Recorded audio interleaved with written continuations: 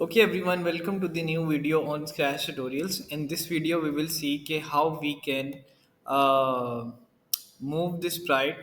But right now, I'm moving this sprite with the mouse click while I'm doing it. I wanted to move this character or the sprite while I'm just moving the mouse.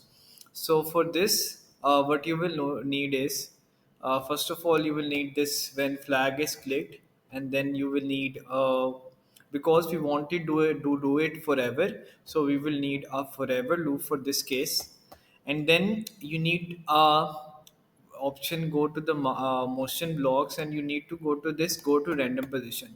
Now go to random position will make the mouse go to the random positions on the stage, but we want here we will use this mouse pointer. So now what this code do is whenever I click on the green flag, the loop will start executing, and inside the forever loop is go to the mouse pointer. That means wherever my mouse pointer will go, the character will go automatically. So now when I click on this green flag and see wherever my mouse pointer is going, the character is going in the same way.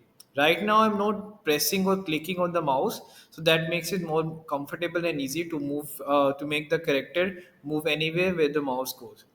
This option is very helpful in order to create a game in which you have to move the character in this manner. So this is it. I'll see you in the next video.